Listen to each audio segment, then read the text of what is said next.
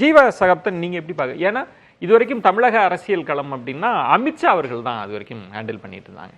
ஒரு குறிப்பிட்ட காலத்துக்கு பிறகு மோடி அவர்கள் முழுவதுமா அமித்ஷா கிட்ட ஒப்படைச்சிட்டாங்க. நீங்க பாத்துக்கோங்க அப்படின்னு. கடந்த கால தேர்தல்கள் எல்லாம் அப்படிதான் நடந்தது. கடந்த என்டிஏ கூட்டத்தில் தான் இபிஎஸ் அவர்கள் மோடி அவர்கள் பக்கத்தில் ஒன்றா உட்காந்துட்டு அப்புறம் சந்திப்பே நிகழலை. இப்போ தான் நிகழப்போகிறது. நிர்வாகிகளோடலாம் போய் சந்திக்க போகிறாங்க. அதில் அவங்களுக்கு நிறைய இஷ்யூஸ் இருக்குது. இப்போ கூட்டணி ஆட்சின்ற கேள்விகள் இருக்குது, ஓபிஎஸ் கேள்வி இருக்குது, டிடிவியை இன்னும் அவர் கன்ஃபார்ம் பண்ணாமல் இருக்கிறாரு. இந்த சந்திப்பு என்ன இருக்கும், மோடி அவர்களோட திட்டம் என்னவா இருக்கும், இபிஎஸ் அவர்கள் என்ன நினைப்பாங்க, என்னென்ன மாற்றம் அடுத்து நிகழ வாய்ப்பு இருக்குது? நம்ம ஏற்கனவே இதே அரங்கில் ஒரு முறை ஓபிஎஸ் டிடிவி யாரையுமே பாஜக விட வாய்ப்பில்லை அப்படிங்கிறத நான் பதிவு செஞ்சேன். அவங்க எதற்காக விடணும், அவர்கள் விடுவதால் அவர்களுக்கு என்ன லாபம் அப்படிங்கிறப்பல மேக்சிமம் யாரையும் விடுவதற்கான வாய்ப்பு இல்லைன்னு தான் பார்க்குறேன்.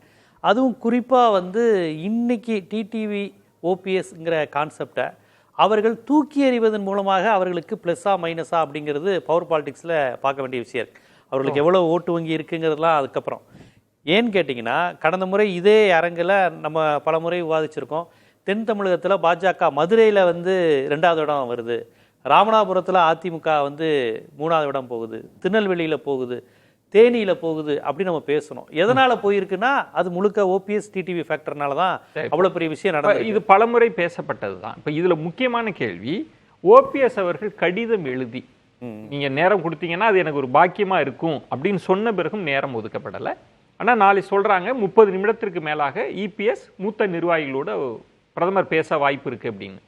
அமித்ஷா அவர்கள் வந்தபோதே எங்களை கூப்பிடாதது வருத்தம்னு ஓபிஎஸ் பதிவு பண்ண பிறகும் மோடி அவர்கள் நினைச்சிருந்தா வாங்க என்ன வழி அனுப்புங்க, ஒரு பொக்கையை கொடுங்கன்னு கூட சொல்லியிருக்கலாமே, ஏன் சொல்லலைன்ற ஒரு கேள்வி இருக்குல்ல. இல்லை, அந்த கேள்வி தொடர்ச்சியா இருக்கு. அது ஒரு கேள்வியாக தான் தொக்கி நிற்கும். ஏன் அவர் அழைக்கிறதுல அவங்களுக்கு என்ன சிக்கல்? இல்லை, அவங்க ஓபிஎஸ்ஸை அழைத்து கூட பேச வேணாங்கிற அளவுக்கு நினைச்சிருக்காங்க. நம்மகிட்ட தான் இருக்கிறாரு அப்படிங்கிற அளவுக்கு. ஏன்னு கேளுங்க, ஓபிஎஸ்க்கு இபிஎஸ் ஓபிஎஸ் சேர்ந்து இருக்கும்போது அந்த அளவுக்கு செல்வாக்கு ஏறலை. என்னைக்கு அவங்க செயற்குழு கூட்டத்தில் அவர் மீது வாட்டர் பாட்டில் அடிக்கப்பட்டதோ அப்பதான் ஒரு விதமான அவருக்கு சிம்பத்தியம் வந்தது. அவர் ஆளுமையின் மூலமாக கூட்டத்தை சேர்க்கல. அவர் அனுதாபத்தின் மூலமாக தான் ஓபிஎஸ் தொடர்ச்சியாக தனது இதை கொண்டு வரார். நான் பரதன் மாதிரி இருந்தேன், நான் அம்மாவுக்கு விசுவாசமா இருந்தேன், என்னைய பாட்டில் அடிச்சிட்டாங்க, அப்புறம் அந்த சமூகத்துடைய சிம்பத்தி எல்லாத்தையும் சேர்த்து தான் அவர் தனக்கான கூட்டத்தை சேர்த்து வருகிறார்.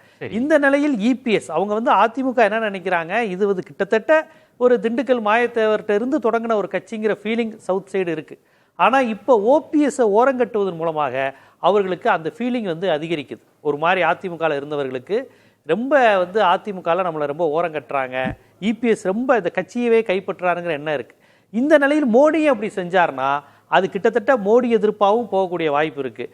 அதனால் அவர் என்ன நினைக்கிறாரு, பாஜக கடைசியில் எல்லாரையும் நம்ம கூப்பிட்டுக்கலாம் அப்படிங்கிற மாதிரியான ஒரு மைண்ட் செட்டில் தான் இருக்கிறாரே ஒழிய அவங்க இவங்களை தட்டிவிட வேண்டிய அவசியம் இல்லைல்ல. நீங்க ஒருவேளை இபிஎஸ் அவர்களை நம்ம சரியா கையாண்டறணும், இந்த இஷ்யூனால இபிஎஸ் மனஸ்தாபம் அடைஞ்சிடக்கூடாதுன்ற கவனம் இருக்கா, கவலை இருக்கா, பாஜக அப்படி யோசிக்குதோ?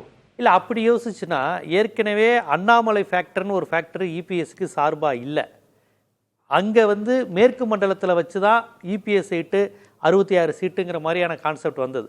இப்போ அண்ணாமலை ஃபேக்டரும் ஹெல்ப் பண்ணாதப்ப மேற்கு மண்டலத்திலே இவர்களுக்கு முழுமையாக கடந்த முறை கிடைத்த அதே ஏடிஎம்கே பிஜேபி ஜெல்ல கெமிஸ்ட்ரியில் கிடைச்ச வாக்குகள் கிடைக்குமாங்கிறதும் ஒரு ஐயப்பாடு இருக்கு.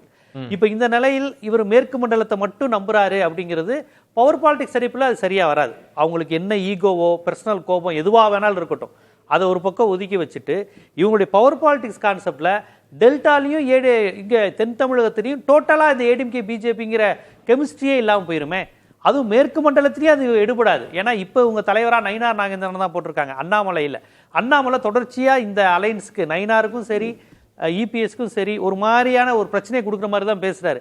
கூட்டணி ஆட்சியான்னு கேட்டால் பாஜகவே ஆட்சி அமைக்குங்கிற மாதிரிலாம் பேசுறாரு. அப்போ ஒரு மாதிரி விட்டேத்தியா என்ன வேணாலும் பேசலாங்கிற மாதிரி பேசுறாரு. அப்போ பாஜகவினுடைய முன்னாள் தலைவர் இன்னும் பாஜகவில் அதிக ரசிகர்களை வைத்துக் கொண்டு இருக்கிறார். அவர் இபிஎஸ்க்கு ஆதரவாக இல்லை. இபிஎஸோட பெல்ட்டுன்னு நம்புறதே சேலம், கோயம்புத்தூர், தருமபுரி அந்த பகுதியை தான். அப்போ மேற்கு மண்டலத்திலையும் அவர் வீக் ஆகுறாரு. தென் தமிழகத்திலையும் ஒருவேளை மோடி மூலமா, அதாவது டைரக்டா கட்சிக்குள்ள வராம பாஜக கூட்டணிங்கிற மாதிரி மெயின்டைன் பண்ணுவாங்கன்னு பார்த்தா அங்கேயும் பாஜக ஒதுக்குதுன்னா அது பெரிய அளவுக்கு அடியாகும். இவர்கள் நான் அதை தான் கேட்குறேன். இப்போ இதெல்லாம் பெரிய அளவுக்கு அடியாகும்னு அவங்களுக்கு தெரியாது இல்லை, அவங்க எல்லா கணக்குகளும் போட்டது. இன்னும் சொல்லணும்னா திரு அண்ணாமலை அவர்கள் பிரதமர்கிட்ட கொடுத்த அந்த ரிப்போர்ட்லயே அவர் பல விஷயங்களை தெளிவா சொல்லியிருக்கிறார். தென் மாவட்டத்துல என்ன சூழல் இருக்கு அப்படி. இதெல்லாம் தெரிந்த பிறகும் கூட பிரதமர் என்ன நினைக்கிறார்? ஏன் ஓபிஎஸ்க்கு அந்த இடத்துல இதற்கு முன்பு எப்படி பேட்டர்ன் இருக்கும் அப்படின்னா, இவங்க மனஸ்தாபம் இருக்கிறப்ப ஒருத்தரை வந்து வரவேற்க வச்சிருப்பாங்க, ஒருத்தரை வழியாக வைப்பாங்க. இன்னைக்கு அந்த பேட்டர்ன் இல்லைன்னா என்ன நினைக்கிறாங்க? மோடி அவர்களோட என்ன ஓட்டம் என்னன்னு இருக்குல்ல, அவங்க ஏதோ ஒண்ணுக்காக தான் இதை இல்ல அந்த அளவு கூட வந்து இது டைம் ஸ்பெண்ட் பண்ண வேணாம், அதான் நம்ம கூட தான் இருப்பாங்கன்னு கூட நினைக்கலாம். ஆமா ஏங்க, அவங்க ஏற்கனவே அவமானப்படுத்தினாங்க தானேங்க, எல்லாரையுமே ஏற்கனவே அவமானப்படுத்தியிருக்காங்கல்ல. அமித்ஷா வந்த போதும் இவங்க இந்த அவமானம் வந்து ஓபிஎஸ் அவர்கள் பட்டிருக்கிறாரு. இது ஒன்றும் புதிது கிடையாது, ஏற்கனவே அவமானப்பட்டிருக்கிறாங்க. ஓபிஎஸ்ஐ வைத்துக்கொண்டே பேசும்போது இங்க ஊழல் ஆட்சி, ஊழல் கட்சி தான் அந்த நாட்டில் நடந்துச்சுன்னு ஜெயலலிதா அம்மையாரை பற்றிலாம் அவங்க பேசியிருக்கிறாங்க. அதனால அவமானப்படுத்தப்படவில்லை, இது ஒன்றும் புதிது கிடையாது அவமானப்படுத்துறது. அதனால ஓபிஎஸ் மீண்டும் மீண்டும் சொல்றேன், அவர் அனுதாபத்தின் மூலமாக ஒரு கூட்டத்தை சேர்த்து கொண்டு இருக்கிறார், ஆளுமையின் மூலமாக இதுவே அவருக்கு லாபமா இருக்குன்றீங்களா? இப்ப இப்படி ஒதுக்குறாங்க, நம்மள புறந்தள்ளுறாங்கன்றதே அவருக்கு சாதகமா அமையும்ன்றீங்க? சாதகமா அமையும்னா ஒரு அனுதாபம் ஏற்படுன்றீங்க. இல்ல, அதிமுக வந்து கிட்டத்தட்ட அது வந்து கொங்கு மண்டலத்துல 89க்கு பிறகுதான், தொடக்கத்துல அது வந்து தென் தமிழகத்துல இருந்து ஆரிஜினான கட்சி தான். அருப்புக்கோட்டை இடைத்தேர்தலாக இருக்கட்டும், மதுரை மேற்காக இருக்கட்டும், திண்டுக்கல் இடைத்தேர்தலாக இருக்கட்டும், எம்ஜிஆர் வந்து மதுரை மாவட்டங்கிற அந்த ஒரு மாவட்டத்தை தாண்டி வேற எங்கேயுமே நிக்கலங்க. திமுக இருக்கிற வரையும் தான் சென்னை பரங்கிமலை. அதிமுக ஆரம்பிச்சதுல இருந்து அவர் அருப்புக்கோட்டை, திண்டுக்கல், மதுரை மேற்கு, ஆண்டிப்பட்டின்னு மதுரை மாவட்டம் தான். இப்பதான் தேனி மாவட்டம். அப்ப திண்டுக்கல், தேனிலாம் மதுரை தான்.